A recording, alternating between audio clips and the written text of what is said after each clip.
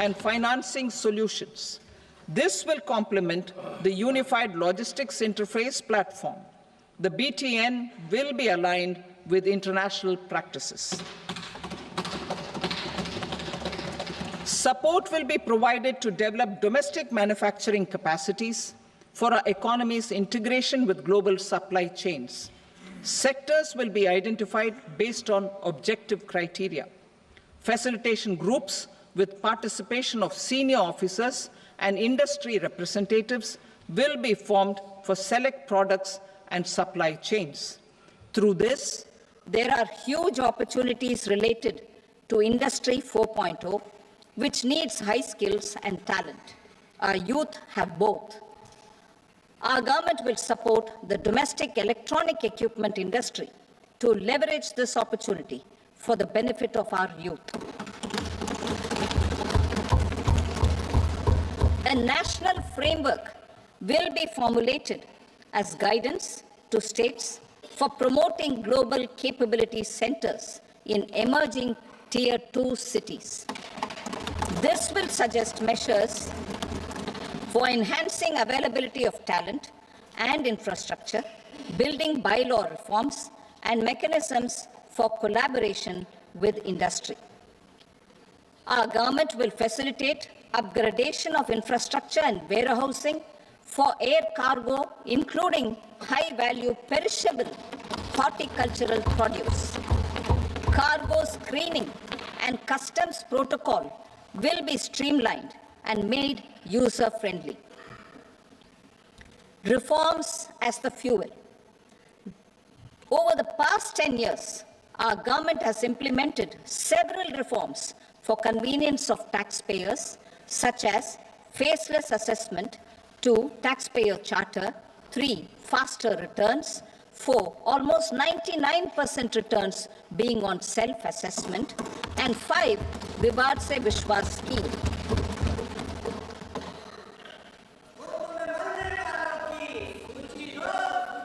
Continuing these efforts, I reaffirm the commitment of the Tax Department to trust first, scrutinize later. I also propose to introduce the new income tax bill next week. I will detail the indirect tax reforms and changes in direct taxes in Part B. Financial sector reforms. The FDI limit for the insurance sector will be raised from 74 to 100%.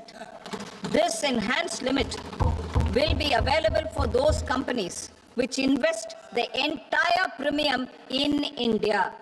The current guardrails and conditionalities associated with foreign investment will be reviewed and simplified. The services of India Post Payment Bank will be deepened and expanded in rural areas. NABFID will set up a partial credit enhancement facility for corporate bonds for infrastructure. Public sector banks will develop Grameen Credit Score framework to serve the credit needs of SHG members and people in rural areas. A forum for regulatory coordination and development of pension products will be set up. To implement the earlier announcement on simplifying the KYC processes, the revamped Central KYC Registry will be rolled out in 2025. We will also implement a streamlined system for periodic updating. Requirements and procedures for speedy approval of company mergers will be rationalized. The scope for fast-track mergers will also be widened and the process made simpler. As proposed in the interim budget, we signed bilateral investment treaties with 2 countries in 2024 to encourage sustained foreign investment, and in the spirit of First Develop India, the current model BIT will be revamped and made more investor-friendly. In the last 10 years, in several aspects, including financial and non-financial, our government has demonstrated a steadfast commitment to ease of doing business. We are determined to ensure that our regulations must keep up with technological innovations and global policy developments. A light-touch regulatory framework based on principles and trust will unleash productivity and employment. Through this framework, we will update regulations that were made under old laws. To develop this modern, flexible, people-friendly, and trust-based regulatory framework appropriate for the 21st century, I propose 4 specific measures. A high-level committee for regulatory reforms will be set up for a review of all non-financial sector regulations, certifications, licenses, and permissions. The committee will be expected to make recommendations within a year.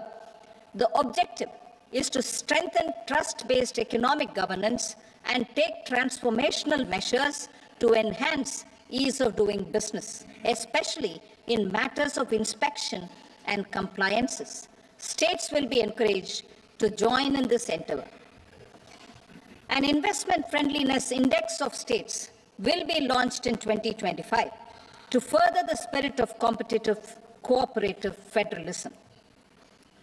Under the Financial Stability and Development Council, a mechanism will be set up to evaluate impact of the current financial regulations and subsidiary instructions. It will also formulate a framework to enhance their responsiveness and development of the financial sector. In the Jan Vishwas Act 2023, more than 180 legal provisions were decriminalized. Our government will now bring up the Jan Vishwas Bill 2.0 to decriminalize more than 100 provisions in various laws. I now move to fiscal policy. In the July budget, I had committed to staying the course for fiscal consolidation. Our endeavor will be to keep the fiscal deficit each year such that central government debt remains on a declining path as a percentage of the GDP. The roadmap for the next 6 years has been detailed in the FRBM statement. Revised estimates for 2024-25. The revised estimate of the total receipts other than borrowings is 31.47 lakh crore rupees, of which the net tax receipts are 25.57 lakh crore rupees. The revised estimate of the total expenditure is 47.16 lakh crore rupees, of which the capital expenditure is about 10.18 lakh crore rupees. The revised estimate of the fiscal deficit is 4.8% of the GDP. Budget estimates for 25-26. Coming to 25-26, the total receipts other than borrowings and total expenditure are estimated at 34.96 lakh crore rupees and 50.65 lakh crore rupees respectively. The net tax receipts are estimated at 28.37 lakh crore rupees. The fiscal deficit is estimated to be 4.4% of GDP. To finance the fiscal deficit, the net market borrowings from dated securities are estimated at 11.54 lakh crore. The balance financing is expected to come from small savings and other sources. The gross market borrowings are estimated at 14.82 lakh crore rupees. I will now move to Part B. Indirect taxes. My proposals relating to customs aim to rationalize tariff structure and address duty inversion.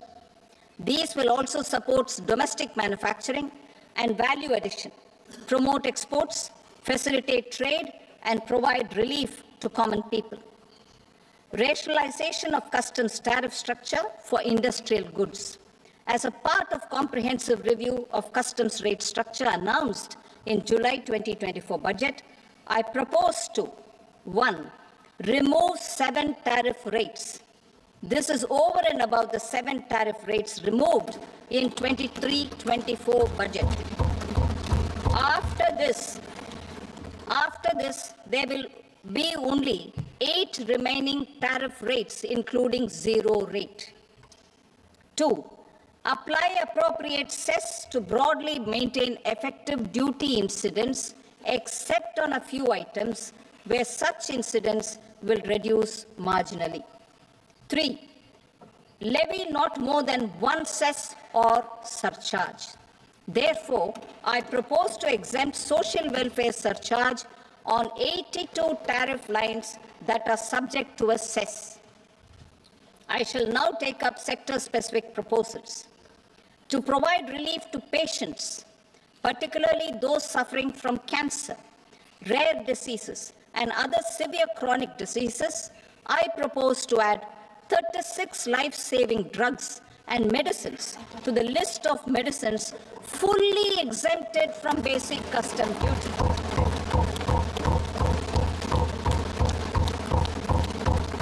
I also propose to add 6 life-saving medicines to the list attracting concessional custom duty of 5%. Full exemption and concessional duty will also respectively apply on the bulk drugs for manufacture of the above. Specified drugs and medicines under patient assistance programs run by the pharmaceutical companies are fully exempt from BCD, provided the medicines are supplied free of cost to the patients. I propose to add 37 more medicines along with 13 new patient assistance programs. Support to domestic manufacturing and value addition. Critical minerals. In the July 2024 budget, I had fully exempted BCD on 25 critical minerals that are not domestically available. I had also reduced BCD of 2 other such minerals to provide a major fillip to their processing, especially by MSMEs. Now, I propose to fully exempt cobalt powder and waste, the scrap of lithium-ion battery, lead, zinc, and 12 more critical minerals. This will help secure their availability for manufacturing in India and promote more jobs for our youth. To promote domestic production of technical textile products, such as agro-textiles, medical textiles, and geotextiles at competitive prices, I propose to add 2 more types of shuttle-less looms to the list of fully exempted textile machinery. I also propose to revise the BCD rate on knitted fabrics covered by 9 tariff lines from 10 or 20 to 20% or 115 rupees per kg, whichever is higher. Electronic goods. In line with our Make in India policy and to rectify inverted duty structure, I propose to increase the BCD on interactive flat panel display from 10% to 20% and reduce the BCD to 5% on open cell and other components. In 23-24 budget, for the manufacture of open cells of LCD, LED TVs, I had reduced the BCD on parts of open cells from 5% to 2.5%. To further boost the manufacture of such open cells, the BCD on these parts will now stand exempted. Lithium-ion battery. To the list of exempted capital goods, I propose to add 35 additional capital goods for EV battery manufacturing and 28 additional capital goods for mobile phone battery manufacturing. This will boost domestic manufacture of lithium-ion batteries, both for mobile phones and for electric vehicles.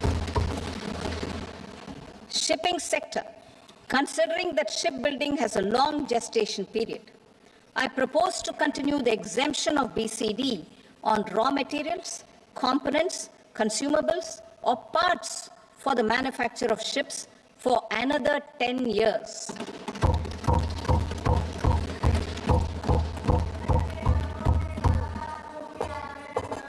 I also propose the same dispensation for shipbreaking to make it more competitive. Telecommunication. To prevent classification disputes, I propose to reduce the BCD from 20% to 10% on carrier-grade Ethernet switches to make it at par with non-carrier-grade Ethernet switches. Export promotion. To facilitate exports of handicrafts, I propose to extend the time period for export from 6 months to 1 year, further extendable by another 3 months if required. I also propose to add 9 items to the list of duty-free inputs. Leather sector. I propose to fully exempt BCD on wet blue leather to facilitate imports for domestic value addition and employment.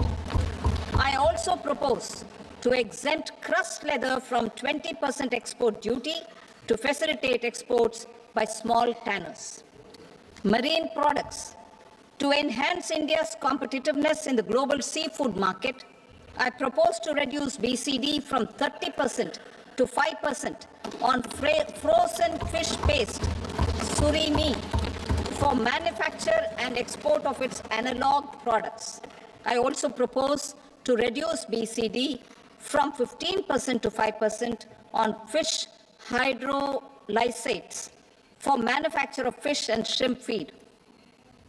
In July 2024 budget, to promote development of domestic MROs for aircraft and ships, I had extended the time limit for export of foreign origin goods that were imported for repairs from 6 months to 1 year and further extendable by 1 year. I now propose to extend the same dispensation for railway goods. Time limit for provisional assessment. Presently, the Customs Act 1962 does not provide any time limit to finalize provisional assessments, leading to uncertainty and cost to trade. As a measure of promoting ease of doing business, I propose to fix a time limit of 2 years, extendable by a year, for finalizing the provisional assessment. I propose to introduce a new provision that will enable importers or exporters, after clearance of goods, to voluntarily declare material facts and pay duty with interest but without penalty. This will incentivize voluntary compliance. However, this will not apply in cases where department has already initiated audit or investigation proceedings.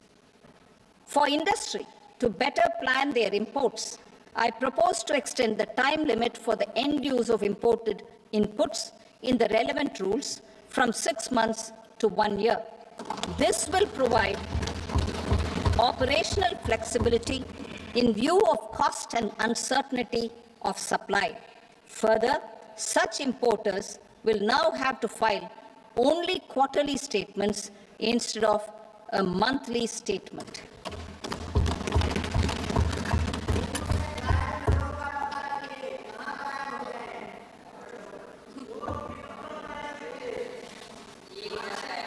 I now come to my direct tax proposals. In Part A, I have briefly underlined taxation reforms as one of key reforms to realize our vision of Vikasit Bharat. In respect of criminal law, our government had earlier ushered in Bharatiya Nyaya Sanhita, replacing Bharatiya Danda Sanhita.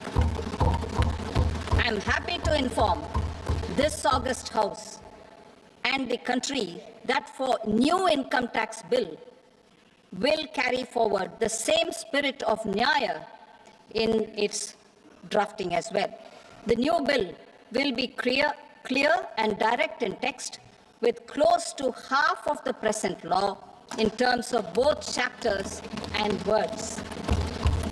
It will be simple to understand for taxpayers and tax administrators, leading to tax certainty and reduced litigation. Reforms, however, are not a destination. They are means to achieve good governance for our people and economy. Providing good governance primarily involves being responsive. The Tirukural captures this in verse 542, which reads, Vaanokki vaazhum ulagallam, mannavan kol nokki vaazhum kudi. Meaning, just as the living beings live expecting rains, citizens live expecting good governance. Our government is committed to keeping an ear to the ground and a finger on the pulse and responding while balancing our national building efforts.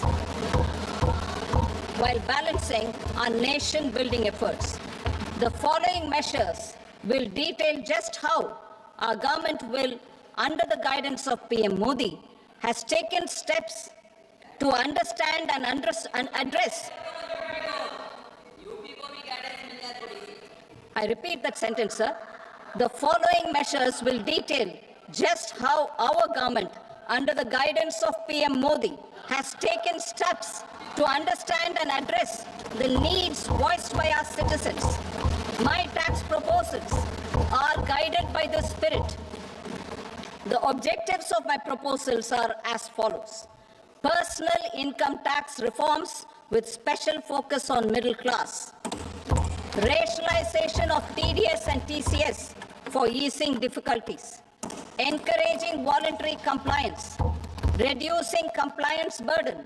Ease of doing business, employment and investment.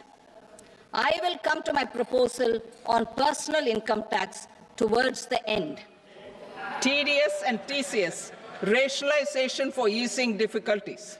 I propose to rationalize tax deduction at source, TDS, by reducing the number of rates and thresholds above which TDS is deducted. Further, threshold amounts for tax deduction will be increased for better clarity and uniformity. The limit for tax deduction on interest for senior citizens is being doubled from the present 50,000 rupees to 1 lakh rupees. Similarly, the annual limit of 2.40 lakh rupees for TDS on rent is being increased to 6 lakh rupees. This will reduce the number of transactions liable to TDS, thus benefiting small taxpayers receiving small payments. The threshold to collect tax at source, the TCS, on remittances under RBI's liberalized remittance scheme, the LRS, is proposed to be increased from 7 lakh to 10 lakhs. I also propose to remove TCS on remittances for education purposes, where such remittances is out of a loan taken from a specified financial institution. Both TDS and TCS are being applied on any transaction related to sale of goods. To prevent such compliance difficulties, I propose to omit the TCS. I also propose that the provisions of the higher TDS deduction will now apply only in non-PAN cases. In July 2024, the delay for payment of TDS up to the due date of filing statement was decriminalized. I propose to provide the same relaxation to TCS provisions as well. The government under the leadership of Prime Minister Modi believes in Sabka Saath, Sabka Vikas, Sabka Vishwas and Sabka Prayas. In line with this, we brought in updated return facility in 2022 for voluntary compliance by taxpayers who had omitted to report their correct income. Our trust in taxpayers was proved right. Nearly 90 lakh taxpayers voluntarily updated their incomes by paying additional tax. Taking this trust further, I now propose to extend the time limit to file updated returns for any assessment year from the current limit of 2 years to 4 years. I propose to reduce the compliance burden for small charitable trusts and institutions by increasing their period of registration from 5 years to 10 years. It is also proposed that disproportionate consequences do not arise for minor defaults such as incomplete applications filed by charitable entities. Presently, taxpayers can claim the annual value of self-occupied properties as nil only on the fulfillment of certain conditions. Considering the difficulties faced by taxpayers, it is proposed to allow the benefit of 2 such self-occupied properties without any condition. To streamline the process of transfer pricing and to provide an alternative to yearly examination, I propose to introduce a scheme for determining arm's length price of international transaction for a block period of 3 years. This will be in line with global best practices. With a view to reduce litigation and provide certainty in international taxation, the scope of safe harbor rules is being expanded. A number of senior and very senior citizens have very old national savings schemes accounts. As interest is no longer payable on such accounts, I propose to exempt withdrawals made from NSS by individuals on or after 29th August 2024. I am also proposing to allow similar treatment to NPS Vatsalya accounts as is available to normal NPS accounts subject to overall limits. In my speech in July 2024, I had promised that all processes, including giving effect to appellate orders, shall be digitalized and made paperless over the next 2 years. So I'm happy to announce that digitalization is being made operational now. In July 2024, we brought in the Vivad Se Vishwas scheme to resolve income tax disputes pending in appeal. The scheme has received a great response, with nearly 33,000 taxpayers having availed of the scheme to settle their disputes. I have a few proposals to promote investment and employment.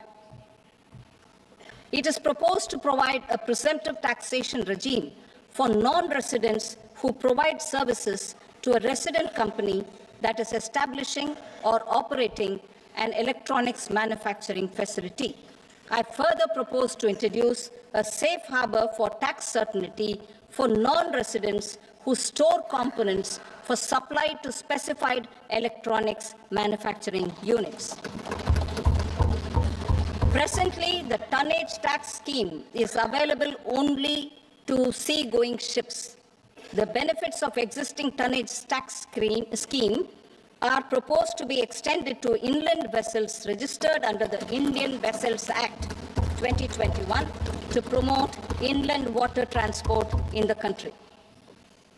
Extension for incorporation of startups. We continue to support the Indian startup ecosystem. I propose to extend the period of incorporation by 5 years to allow the benefit available to startups which are incorporated before 1/4/2030. In order to attract and promote additional activities in the IFSC, I am inter alia proposing specific benefits to ship leasing units, insurance offices, and treasury centers of global companies which are set up in IFSC.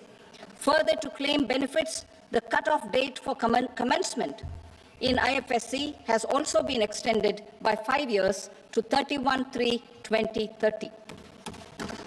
Category 1 and Category 2 AIFs are undertaking investments in infrastructure and other such sectors. I propose to provide certainty of taxation to these entities on the gains from securities, to promote funding from sovereign wealth funds and pension funds to the infrastructure sector. I propose to extend the date of making an investment by 5 more years up to 31st March 2030.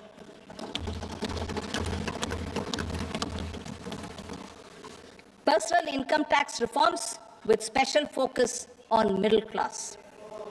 Democracy, demography, and demand are the key support builders in our journey towards Vikasit Bharat.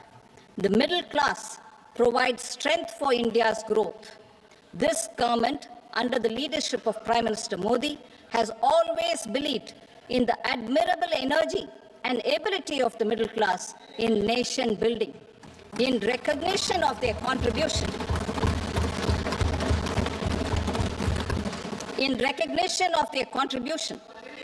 we have periodically reduced their tax burden. Right after 2014, the nil tax slab was raised to 2.5 lakhs of rupees, which was further raised to 5 lakh rupees in 2019 and to 7 lakh rupees in 2023. This is reflective of our government's trust on the middle class taxpayers. I am now happy to announce that there will be no income tax payable up to income of 12 lakh rupees.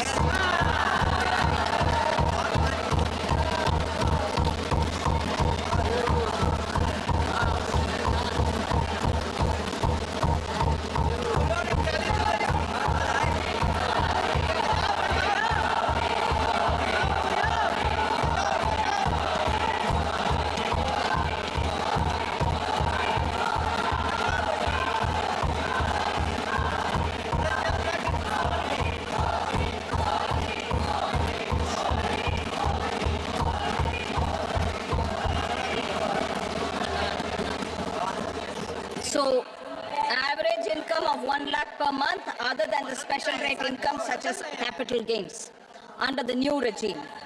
This limit will be 12.75 lakh for salaried taxpayers due to the standard deduction of 75,000. Slabs and rates are being changed across the board to benefit all taxpayers. The new structure will substantially reduce the taxes of the middle class and leave more money in their hands, boosting household consumption, savings, and investment. In the new tax regime, I propose to revise tax rate structures as follows: 0 to 4 lakh rupees nil, 4.8 lakh rupees to 4 to 8 lakh rupees 5%, 8 to 12 lakh rupees 10%, 12 to 16 lakh rupees 15%, 16 to 20 lakh rupees 20%, 20 to 24 lakh rupees 25%, and above 24 lakh rupees 30%. To taxpayers up to 12 lakh of normal income, other than special rate income such as capital gains. I read that again. To taxpayers up to 12 lakh of income, other than special rate income such as capital gains, tax rebate is being provided in addition to the benefit due to slab rate reduction in such a manner that there is no tax payable by them. The total tax benefit of slab rate changes and rebate at different income levels can be illustrated with a few examples. A taxpayer in the new regime with an income of 12 lakh rupees will get a benefit of 80,000 rupees in tax, which is 100% of tax payable as per the existing rates. A person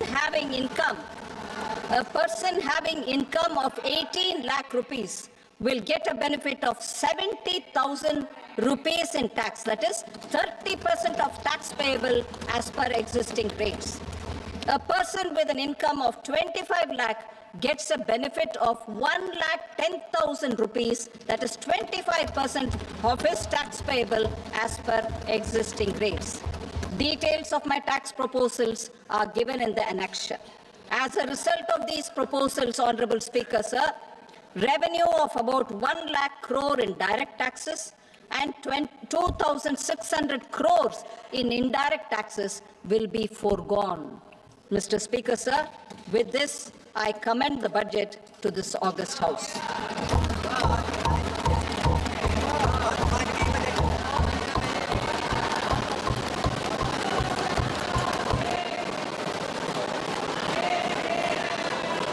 Item number 2, Srimati Nirmala Sitharaman. Sir, with your permission, I rise to lay on the table the following statements under Section 3(1) of the Fiscal Responsibility and Budget Management Act, 2003.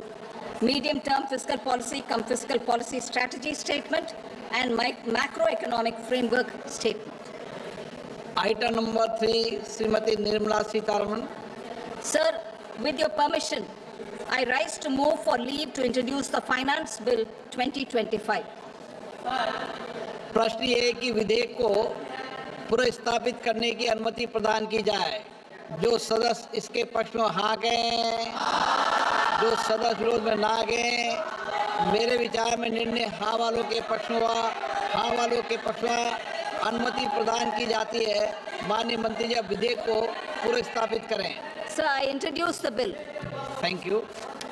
सभा की कार्रवाई सोमवार दिनांक 3 फरवरी 2025 को प्राप्त 11 बजे तक के लिए स्थगित की जाती है।